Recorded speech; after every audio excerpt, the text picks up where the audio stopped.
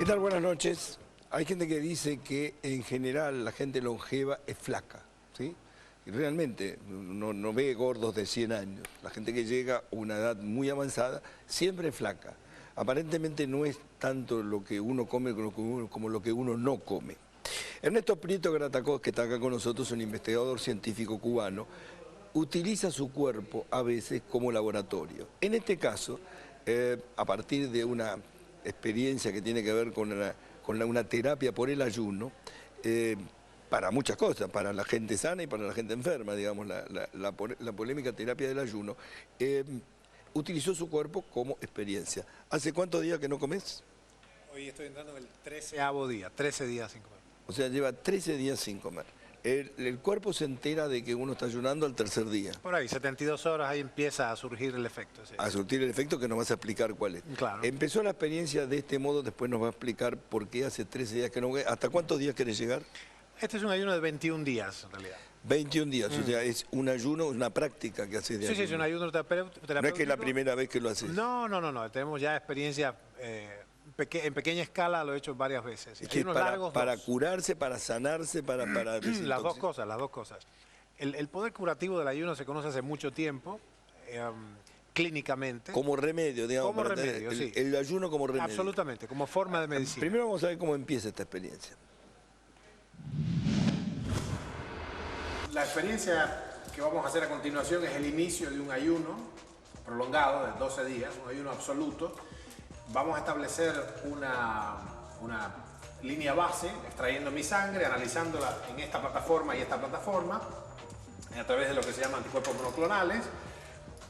El cometido del ayuno prolongado es resetear la máquina, es decir, uno reprograma totalmente el organismo que ha estado expuesto durante décadas al azúcar circulante en la sangre, a una serie de toxinas, factores inflamatorios, y replica de alguna manera la condición originaria del cuerpo humano, del cuerpo del cazador y recolector. El ayuno total es una forma de terapia, por supuesto es voluntario, no involuntario, y tiene la función de crear una verdadera rehabilitación metabólica. Vamos a ver qué pasa con mi sangre y después nos pesamos y todo.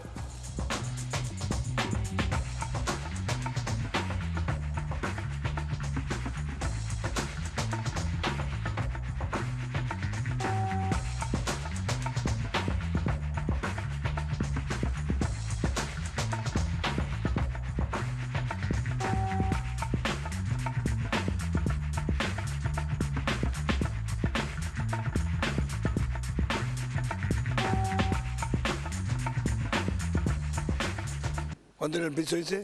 97 kilos. 97 kilos. Sí. ¿En este momento cuánto estás? 10 abajo. O 10 sea, kilos. 12 días de ayuno, 10 kilos. Sí. Ahora, ahí dijiste una frase que es interesante, resetear el cuerpo. Claro. Ahora, pero uno se tiene que someter a 21 días para resetear el cuerpo. De acuerdo con la experiencia de... de... La gente que no se está mirando. 21, a ver. Hay niveles. 2 días de ayuno, 3, digamos. Un día no sirve para nada. 36 horas sería lo mínimo de una experiencia semanal de ayunos. Nosotros, todo el mundo... ¿Semanal? Sí, en nuestro centro, en el Centro de Medicina Complementaria, todo el mundo ayuna, todo el staff ayuna una vez por semana. ¿Pero se cumple 36 eso? horas, sí, todo el mundo, sí. ¿Pero vos hacés 36 horas de ayuno toda la semana? Toda la semana, sí. ¿Pero para qué? Comúnmente. Y es una manera de dar una pausa a la máquina. Los alimentos son imprescindibles, pero también la pausa alimentaria permite que el organismo se recupere y tire los detritus, ¿no? Ahí, digamos, tiró una frase con el tema del paleolítico, porque ahora que está tan de moda la dieta paleolítica, que es de comida real, de comida auténtica y no de comidas procesadas.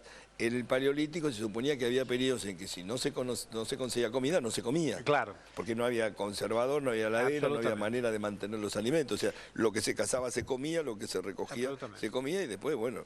Diste en la clave, lo que nosotros encontramos en Canadá, en el Ártico, con los esquimales, te acordás de la experiencia anterior, es que no existe la dieta paleolítica, existe el régimen paleolítico. El cinturón te está apretando. Perdón, sí, me aprieta. Está bailando. 3 agujeros se corrió el cinturón. Perdón, es por la respiración. Nuestro cuerpo fue diseñado en 200.000 años de evolución para ayunar periódicamente. Entonces pasamos a un estado donde domina el azúcar y otro el que domina las grasas, cetosis, glucosis. Era común, nosotros estamos diseñados, prediseñados para ayunar periódicamente. Pero digamos, en la dieta paleolítica no había azúcar, en la época del paleolítico No, no claramente había azúcar. no. No había comida procesada. No, para nada. Pero digamos, ¿el enemigo público número uno que es el azúcar?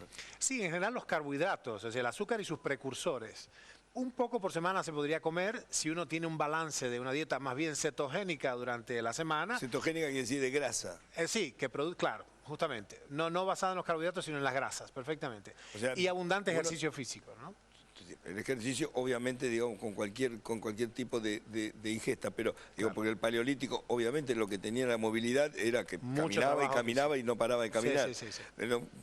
Pero lo que tiene que ver con hace poco, justamente con el Congreso de Obesidad que hubo en la Argentina, me acuerdo que vos empezaste con el tema de la manteca hace mucho tiempo, y la manteca hoy se ha convertido en una amiga y no en una enemiga. Claro, Y vos siempre hablaste que la manteca era amiga, hasta que ahora el Congreso Alimenticio, el Congreso de Obesidad, descubrió que la manteca es maravillosa y que es el mejor alimento del mundo y que no tiene nada de malo comer la grasa de la carne. Claro.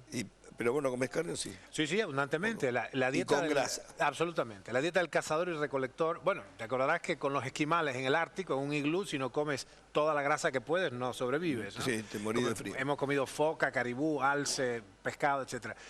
El impacto, Chiche, en la salud sistémica, incluso en el nivel de agudeza mental, Sí. en el estado emocional y la performance física, incluso performance, bueno, también en otros aspectos, es increíble. En muy poquito tiempo. Con el ayuno. Absolutamente. Con el ayuno y con la dieta cetogénica. O sea, uno cuando sale del ayuno. Ayuno, grasa. Sí. Uno sale del ayuno, grasa y proteína. No va a comer otra vez buñuelos, sino que se hace ayuno y dieta cetogénica. Incluso algunas verduras de hoja, por supuesto, están incluidas. Pero la piedra de toque de esto, la piedra filosofal de esto es el ejercicio intenso. ¿Okay? Ver, eso es lo pero que... digo, a ver, es más probable que la gente acepte hacer 2 días de ayuno a el ejercicio intenso. Claro, claramente. Sí. Digamos, porque el ejercicio intenso, vos lo que llamás son 2 horas de entrenamiento por día. No, eso es extenso. Intenso son 15, 20 minutos de entrenamiento fuerte. Y por eso es día. todo. Claro. ¿Qué llamás un entrenamiento fuerte? Y un entrenamiento... Un entrenamiento extremo, tipo los Marines, como la moda que hay No, ahora. más parecido al CrossFit, pero cortico, digamos. Sí. Una cosa que era lo que hacía uno cuando iba a cazar un animal o defenderse corriendo de otro. Sí. Digamos, era una... O sea, correr muy fuerte. Sí, sprint. Subir, levantar pesas. Abruptamente, claro. Abruptamente. Hacer ejercicios... Como si uno peleara contra un animal. Exactamente. Ese tipo, hay un lugar para los ejercicios de resistencia también, Sí. pero lo que sube las hormonas, El testosterona... CrossFit es eso, digamos. Claro. No es en extensión, pero sí en intensidad. La carga es un poquito más Sí, fuerte. pero no todo de el todas mundo maneras. está capacitado para eso. No, es que yo no hace falta para eso. Si uno quiere para la salud, que es lo que estamos hablando de salud y prevención, con una fracción, con una cuarta parte de una jornada de CrossFit tenemos de sobra para mantener el cuerpo y subir las hormonas, que es lo más importante. Ahora, cuando se hacía la dieta del ayuno, digamos, nosotros tenemos experiencia de lo que significa, qué sé yo, el estilo Gandhi, digamos, cuando Claro. todos los pensadores indios y los que determinan la filosofía india trabajan dicen que el ayuno les va como alimentando una parte del cerebro que no tenían activado. Absolutamente. Yo creo que libera cosas. En los libros de Gandhi, porque Gandhi utilizó muchas veces el ayuno como arma de guerra, pero digamos que él lo que relataba las experiencias es que realmente notaba que elevaba su condición intelectual a partir del ayuno. Y específicamente espiritual. No quisiera, digamos, abundar demasiado sobre eso para no... Pero es un hecho conocido en todas las grandes religiones establecidas. El ayuno es una herramienta esencial del progreso, del conocimiento de uno mismo y del conocimiento de Dios y de la realidad que nos circunda, ¿no? El ayuno, a ver, vos me hablabas de la experiencia de las gallinas. Que Las hacen como gallinas, una especie el replume, de claro. replume, que tiene que ver con el ayuno. Absolutamente. La industria avícola ya se usa mucho, se llama molting en inglés. Cuando la gallina ponedora llega a estar ya muy obesa y vieja, y pierde su capacidad, los huevitos que pone ya son frágiles y se rompen en la estera transportadora. En la industria hay una práctica que se llama replume, que es suspender, poner ayunar totalmente, les hacen bajar hasta el 25% del peso corporal y después las realimentan. En el proceso de ayuno pierden todo el plumaje y el nuevo plumaje que brota es fresco, es joven. Y los huevos son absolutamente duros, sube la densidad mineral del huevo, no se rompen y extienden un ¿Y tiempo. cuántos días ayunan? El tiempo que sea necesario, porque no lo miden por tiempo, sino por peso corporal. Cuando el grupo O sea, el entero, 25% del cuerpo. 25 hasta 35% de la masa corporal pierden el plumaje y ahí entonces hay un mecanismo muy particular de rejuvenecimiento. Ya hace rato yo lo he publicado hace una década ya. La restricción calórica es uniformemente conocida por prolongar la vida en todas las especies. Pues yo decíamos que los flacos viven mucho, digamos, pero le pueden morir como cualquier otro, pero en general, digamos, la longevidad es de la flacura. Tú lo dijiste, no hay longevos obesos, no. Pero por otra parte, un juicioso ayuno periódico, con una muy buena micronutrición cuando uno sale de ahí, las vitaminas, las enzimas y todo, prolonga la vida, es rápidamente comprobable, ¿no? Y por supuesto, aun cuando nosotros estemos hablando de que se prolonga mucho la vida, lo que se llama el lifespan, el maximum lifespan, no sé cómo se dice en español, la vida máxima, la vida es mucho mejor, o sea, uno prolonga su vida útil, o sea, extiende la juventud hasta los 80. El ayuno tiene connotaciones que es, digamos, que viene por el sacrificio. Después hablamos de la parte científica, claro. Pero hay una cuestión que tiene que ver con el desafío. Vos estás permanentemente bombardeado por avisos de comida, por tentaciones y por todo ese tipo de cosas. El aroma del almuerzo en el centro es mortal. Claro, digo, bueno, independiente de los aromas, hay una estimulación al placer de la comida. Claro. ¿Cómo te lo borrás en el momento de que vos vas a hacer ayuno? Porque es un laburo pero chino pensar en vos sí, yo no pasé abruptamente a no comer nada. Fue un proceso de entrenamiento físico y mental y después la única cuestión es la determinación. Yo tengo una meta. ¿Tenés hambre? Muchas veces el hambre se borra al tercer o cuarto día. Sí, pero vuelve la señal. 7, 8 veces por día en ayuno ya prolongado te da una cosita. El estómago, el recuerdo. ¿Qué ingerís? Agua y té verde, ligero, muy ligerito. Una taza de té verde claro, 2, 3 veces por día. Sin azúcar. No, por supuesto, agua. Eso no sería ayuno. El ayuno es total. Cuando uno no come, no come. Si no, no entras en autofagia. No vale comer poquito, vale autofagia no comer nada. Quiere decir a sacar, digamos, a que el cuerpo se autoalimente. Exactamente. Pero no se alimenta de músculo. También un poquito, pero perdés músculo cuando vos... Sí, yo he perdido masa muscular. Estos 10 kilos no fueron solo de grasa, primariamente grasa. Viste, cuando a los niños tú les sirves varias comidas, algunas son ricas, otras no tanto, y ellos reservan para el final lo más rico y comen lo otro. Bueno, el cuerpo hace lo mismo. Tiene una asimetría, come selectivamente las cosas malas, las que están viejas, sucias, rotas, que hay que cambiar, come esas primero. Es decir, tira los muebles viejos al fuego primero que los buenos. De resulta que si el ayuno continúa indefinidamente... ¿Cómo se lee en la acción del ayuno? Es muy sencillo. Los primeros 20 días de ayuno, incluso un poco más, el cuerpo quema para obtener energía aquellas... impurezas que le están en realidad envejeciendo. El proceso de comer continuamente y de vivir y respirar y oxidar los carbohidratos en este planeta da muchos detritos. Y el proceso normal de vivir deja basuras metabólicas que nunca tienen tiempo de salir, porque siempre está entrando nueva comida. Cuando paras de entrar alimentos, el organismo puede descansar y empieza a depurar todo eso. Sí. Esto yo recomiendo que no lo hagan solos, lo hagan con un médico que sepa de ayuno, no uno que se espante de la idea, sino un médico que sepa, porque hay que hacer cosas como, por ejemplo, limpiar el intestino también, con lavativas, enemas. Obviamente hay que purificar, por algún lado tiene que salir... Eso ya lo complica un poco, vamos a mantenernos dentro del ayuno, porque ya después estamos en otro terreno. La terapia colónica es muy conocida. La terapia colónica, sí. Así es.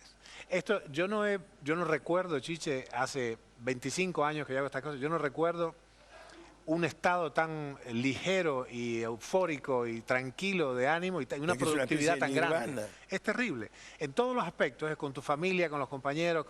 Es increíble. Suben cosas, yo creo que uno mejora hasta moralmente. En general, digamos, cuando se utiliza el ayuno como arma política, uno ve que se quedan en una cama, se acuestan y empiezan a no gastar energía y beben jugo, té o lo que fuera, ¿sí? Sí, pero digamos como parte de lo que tiene el mensaje político. Sí. Vos lo que decís todo lo contrario. Todo lo contrario, esto es una manera de desarrollar actividad, todo absolutamente.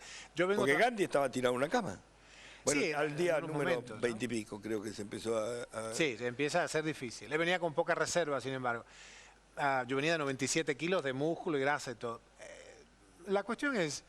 si tenemos una herramienta tan útil y barata para que el cuerpo se regenere, para que haya una verdadera rehabilitación metabólica, la llamamos, ¿por qué no usarla si además es gratuita, ¿no? Lo único que requiere es determinación y la ayuda de un profesional capaz, ¿no? Determinación significa vencer, ¿qué? Las primeras horas. Sí, los impulsos de hacer lo mismo de siempre. Es un impulso mecánico. Vos vivís en una casa con tu familia, supongo, sí, claro, que comen. Comen y cocinan maravillosamente bien. ¿Y cómo haces? La determinación. Yo salgo, digamos, al principio sí es muy difícil, yo salgo donde no huela comida intensamente, porque despierta una serie de impulsos y respiro. Pero yo puedo, ya hoy día puedo directamente participar de las cenas, de los almuerzos colectivos en nuestra clínica, del Centro de Medicina Complementaria, y hay almuerzos riquísimos, tenemos unas cocineras espectaculares. Me siento, me ponen un plato vacío, es un chiste macabro que tiene un plato vacío, tenedor y cubierto, y yo simplemente converso. Hoy día ya no es más, es un pequeño esfuerzo. Pero vos estás, digamos, lo que yo decía, vos te convertís tu cuerpo en un laboratorio, claro, ¿sí? Sí. Para probar determinadas cosas. La limpieza de los organismos, la limpieza del organismo, claro, te saca las impurezas, todo eso. A los efectos de una terapia. Sí. Hay, digamos, algunos conceptos que tienen que ver con la enfermedad, que todas las enfermedades te las agarrás comiendo. ¿Sí? En general, digo que o se sostienen por lo que comes. Se sostiene por lo que comes, o que, digo, bueno, que si el cáncer de estómago, cuando un médico le pregunta cómo me enfermé, te enfermaste comiendo, claro, obviamente. Claro. Y la gente a veces se cura con el ayuno. Ciertamente, sí. Te había contado la historia del dueño de la compañía Intel, que había tenido cáncer, el médico le dijo, no, usted se enfermó comiendo. Y digo, si dejo de comer o como otra cosa, me curo. Y le dijo no, pero se curó. Sí, sí, sí. Se curó comiendo ciertas cosas. Claro. Cosas, alimentos orgánicos, tipo cosas. De alguna manera volvió a lo natural. Vos decís que este tipo de experiencia se puede llevar a cualquier tipo de terapia. Absolutamente. Es fascinante cómo, de hecho, el ayuno total, si se hace bien, puede incluso replicar algunos de los efectos de ciertas quimioterapias. El metrotexate, por ejemplo, una gran droga, una de las más antiguas, una de las padres de la quimioterapia, ¿no? Simplemente es un antimetabolito, es una droga que va en contra del ácido fólico, que es una vitamina. El ayuno completo, totalmente, ya está muy establecido que en modelos animales y humanos reduce los tumores, reduce las metástasis y ha llegado incluso a desaparecer tumores. ¿Solo con el ayuno? Solo con el ayuno. Si uno lo combina, además, hay muchísima evidencia científica. Obviamente consultarlo todo esto. Hombre, claramente. Estas son cosas que me parece que es importante que uno las oiga, la decodifique también, ¿no? Absolutamente. Esto hay que hacerlo con una guía. En el caso de la quimioterapia hemos ya reunido más de 300 estudios científicos. Nuestros médicos en el centro han reunido evidencia de que combinada con la quimioterapia optimiza muchísimo la quimioterapia o cualquier otra terapia, como la terapia metabólica del cáncer, la nuestra, y disminuye los efectos colaterales. O sea, es un optimizador extraordinario de cualquier terapia. Estamos hablando, obviamente, de situaciones extremas, en este caso, digamos, de enfermedades que digo, para la gente que ve, digamos, como una tentación, no por dieta ni nada por el estilo, sino para un mejoramiento orgánico, se puede adaptar exactamente. Absolutamente. Sin ningún problema. Digo, independientemente de cualquier tratamiento extremo. Bueno, si decimos que los tumores son dependientes del azúcar, como ya se ha establecido sin duda, ahí es donde quería volver. Prevenirlos también, ¿no? Es un tema que siempre abordamos, me parece interesante. Independientemente del tumor, que es una cosa extrema. Entre la opción azúcar y grasa, vos decís, prefiero grasa. Absolutamente. Grasas, son dos formas de energía. Grasas saturadas, ¿qué quiere decir? No las grasas que son volátiles, como los aceites vegetales baratos, que son muy oxidables. Sí. Aceite de maíz, pero el aceite vegetal no es grasa natural. No es que no sea natural, es que no es adecuada porque se oxida muy rápidamente. La grasa saturada, esto por supuesto era un anatema hace 3 años. La manteca, la crema, el aceite de coco en particular, la grasa de los animalitos, esa es una grasa totalmente estable. Palta. Por ejemplo, es estable. Si te fijas, el aceite de coco puro es sólido a temperatura ambiente. Es saturado. Saturado quiere decir que no admite otros enlaces. Entonces no se oxida. No se oxida. Las poliinsaturadas, lamentablemente, son grasas son promiscuas, se mezclan enseguida con el oxígeno. Eso se llama peroxidación lipídica, es conocido. Uno se estropea por dentro.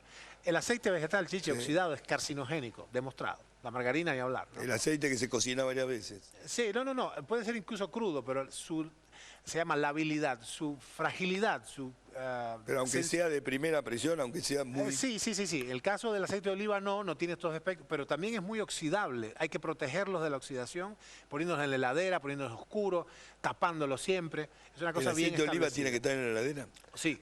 No en una alacena. No, frío y a oscuras. Las grasas saturadas, en cambio, son mucho más estables. Se puede llegar a peroxidar, pero a ponerse rancias, pero requiere mucho más tiempo. A mí me enseñó mi suegro, un campesino extraordinario, que podía, si hervía carne de cerdo, si freía carne de cerdo en grasa, la podía conservar. En la época en que no tenía refrigeración, en un tonel de madera, con grasa de chancho tapado. No había, en un bohío no había refrigeración. Pero estaba frita la grasa. Sí, le tenían que cocinar la carne porque la carne sí se deteriora. En cambio, la grasa se sostiene. Es decir, no es lábil, no es susceptible a la oxidación. Y además es un enorme productor de energía. Hay dos modos de tener energía en el cuerpo. Uno es el azúcar y otro es la grasa.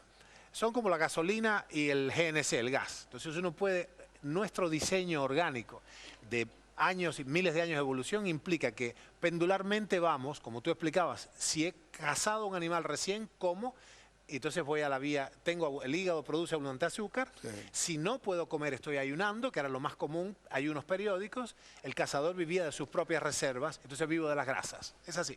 Ahora, lo dulce ya está integrado, digamos, a nuestro organismo, obviamente, porque digo, puede ser la miel, la fruta, lo que digo, en el paleolítico había fruta. Sí, no mucha, pero no en todos lados. Pero la fruta tiene azúcar. Sí, pero si tú te fijas que es estacional, la fruta solo sucede en una parte del año y además en gran parte del tiempo en las glaciaciones no había fruta en ningún lado que supiéramos, ¿no? Es decir, donde vivía la humanidad y el régimen al que estaban sujetos, verdaderamente el grueso de la dieta, esa es una inversión de la pirámide alimentaria, el grueso de la dieta era esencialmente proteína y grasa animal. Y después uno podía forrajear, la parte de la recolección es forrajear algunas bayas. Cuando una horda de 30, 40 personas llega a un lugar donde hay 2 o 3 arbolitos, en 3 días pelaron todos. Y después otra vez, absolutamente, y después otra vez ayunar hasta que encuentren el próximo bosquecillo o el próximo venado. ¿La miel tiene el mismo efecto que el azúcar? Sí, lamentablemente sí. Es mucho más Me refiero a la miel natural. Digo, sí, la miel de abeja, la abejita normal. Sí. Es mucho más íntegra como alimento, pero igual sube la glucemia enormemente, da picos de insulinemia, así. Y tampoco era... Pero las grasas no alimentan el azúcar. No. Son mundos diferentes. Son mundos diferentes, sí. Finalmente pueden llegar a producir los sustratos para la respiración celular y todo, pero son el efecto. Si yo tengo 100 gramos de manteca en un plato y 100 gramos de azúcar, no exactamente los gramos, si tengo cantidad de grasa y azúcar que tengan las mismas calorías, tengo 2 platos que se llaman isocalóricos. Lo que no son es isometabólicos, es decir, el impacto en el cuerpo es radicalmente diferente. Las calorías son las mismas, pero el impacto fisiológico es totalmente diferente para la salud. Pero ¿qué te hace de bien la grasa, la manteca que tenés, y qué te hace de mal el azúcar? La manteca es un combustible de muy alta calidad, pero además sirve de sustrato a la fabricación de hormonas, vitaminas internamente, y no sube la glucemia y no sube la insulinemia. No engorda en el fondo, o sea, salvo que uno coma muchísima más de la que debe. En cambio, el azúcar produce inmediatamente un pico de glucemia sanguínea, seguida de un pico de insulinemia y de otros, una cascada muy compleja para explicarla acá de reacciones, cuyo efecto es destructivo en el cuerpo. Mira, Chiche, la exposición crónica que tiene la civilización a los carbohidratos, en particular al azúcar, simplemente termina destruyendo los tejidos nobles, la retina, los riñones, el corazón. Ernesto, ¿por qué razón, digamos, la gente vive más ahora que en el Paleolítico? Eso no es enteramente cierto. Lo que aumentó, Chiche, es un gran debate, lo que aumentó fue la expectativa de vida promedio al nacer. ¿A expensas de qué? En los periodos anteriores a la invención de digamos, nadie pasaba en esos periodos, independientemente de los riesgos de los animales, tipo cosas. Si tenías una pequeña infección o pisabas algo que era inconveniente, te morías. Mira, hay mucha mortalidad, claro, pero la cuestión es la siguiente. La discusión acá es si cierto régimen de vida, nosotros también si pisamos algo y nos morimos, lo que pasa es que están los antibióticos, está el cuidado, etc. Lo que hemos disminuido brutalmente en comparación con hace 1000 años es la mortalidad infantil y juvenil. ¿Y eso por la alimentación? No por la alimentación, por los antibióticos, los cuidados de salud. Por ejemplo, la creación de acueductos y los alcantarillados, cambió radicalmente la cantidad de infecciones que sufría. Sí, sí, obviamente. Donde Y eso termina sube la el promedio. cloaca empieza la enfermedad, Claro, eso seguro. exactamente. Entonces lo que sube es el O el promedio. agua potable, donde termina el agua potable, empieza la enfermedad. Exactamente. Entonces, eso lo que ha subido es masivamente el promedio, la expectativa de vida promedio. Pero la longevidad, de hecho, se ha visto en algunos estudios muy interesantes que incluso la longevidad máxima, que es lo que no me acordaba antes, puede que haya disminuido unos puntitos también. O sea, hay súper longevos, los que lograron sobrevivir a las infecciones, a las epidemias, a las heridas, a las guerras, etcétera, en su juventud y madurez, vivían más antes que ahora. Porque tenemos un mundo mucho más limpio, mucha menos polución. ¿Y cómo funciona el estrés en eso? El estrés es digamos, un elemento vos vencés mejor al estrés con combustión de azúcar o con combustión de grasa. No, las grasas. Porque el estrés es igual, vos comas grasa o comas, o a lo mejor el efecto que tiene sobre los estresores. Es un buen punto. ¿Tú escuchaste ¿La grasa te baja el estresor? Sí, porque te permite, es una cosa más acompasada. Tú escuchaste hablar seguro del sugar rush, el apurón que te da el azúcar. Sí. Con grasa estás abajo. Pero más allá de eso, tú pusiste el dedo en la llaga, es decir, el estrés es una cosa que nos ha circundado siempre. Parece estar asociado a que la sociedad moderna tiene estrés. Sí. Chiche, yo he vivido muchas veces, yo no soy un antropólogo de salón o un científico de escritorio. Nosotros hemos hecho muchas investigaciones en el campo, o sea, en el terreno, con los pueblos que aún viven aislados geográficamente en condiciones paleolíticas. No hay nada más estresante que no tener que comer y que te llueve encima y que haya heladas. Tú viste el documental, Cáncer y Civilización, hemos estado a menos 70 grados en un iglú, muertos de frío. Si eso no es estrés, no sé qué es estrés. Además, la muerte estaba a la vuelta de la esquina. Sí, pero digamos, la naturaleza tiene un poder de estrés diferente. Sí, es verdad. Me parece que es un poder de estrés diferente, porque Totalmente. primero, no lo ves, sí, obviamente tiene características de enemigo, pero en general lo que uno ve en la amenaza de la naturaleza es que cuando ya no la podés dominar te va a matar seguramente, pero en general sentís que es algo que vos podés manejar. Sí, es diferente. Es diferente a lo que es el estrés del dólar que baja, que sube, Sí, los cosas autos, que vos no podés manejar. Absolutamente, Digamos, sí. Lo que vos no podés manejar porque depende de una decisión, de una devaluación o no. Me parece que tiene otros elementos. Claro, no, yo creo que o falta de trabajo. Absolutamente. Las acechanzas de la naturaleza, yo que he vivido semidesnudo con la selva, con los tobas que no están civilizados, te lo puedo decir, y en otros lados, tampoco son muy gobernables. La diferencia es lo que tú mencionaste, la naturaleza. Sí. Es como un outlet, es decir, uno tiene un desahogo y una vida mucho más intensa y rica en impresiones y en esfuerzo físico. Es decir, el esfuerzo físico de la vida primaria, original, natural, te cura del estrés, te diría que casi inmediatamente. En la ciudad no tenemos eso.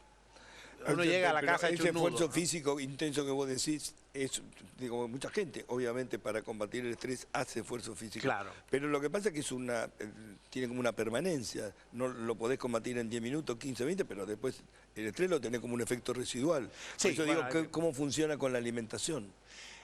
Provoca un descanso, pero el ayuno mismo, hablando del tema, es un descanso muy importante. Y ahí uno puede... Las primeras horas debe ser un estrés.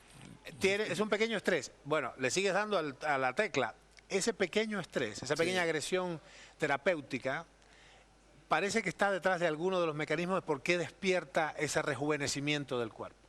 Aparentemente... El replume. Ese pequeño estrés de no comer durante un tiempo por voluntad propia, cambia todo. Es un pequeño estrés al cual el cuerpo reacciona rejuveneciendo, recuperándose. Nosotros lo llamamos bioregeneración.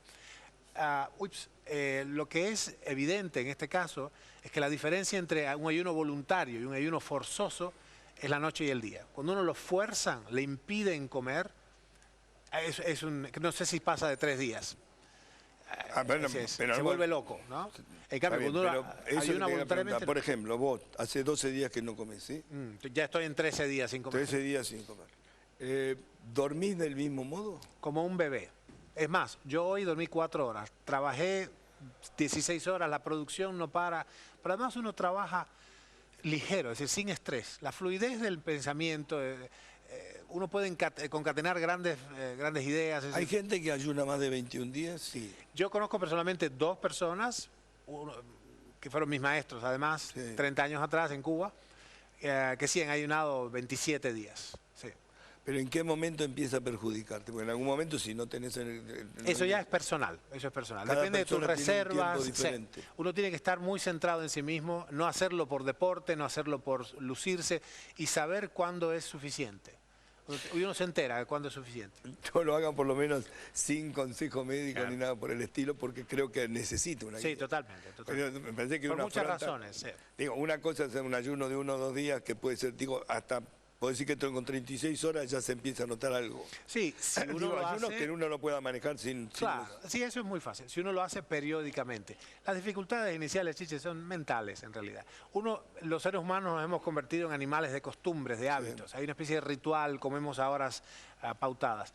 Si eso lo interrumpe uno voluntariamente, nuevamente, pudiendo comer, decide no comer, uno básicamente en unas pocas semanas puede ayunar periódicamente y rejuvenecer increíblemente. Esto es una de las cosas que recupera la sensibilidad insulínica. Esta sería una manera de abordar la diabetes tipo 2, por ejemplo. Sí, por ejemplo. Gracias, Ernesto. Gracias, Un placer Samuel. como siempre. Un gusto, bien.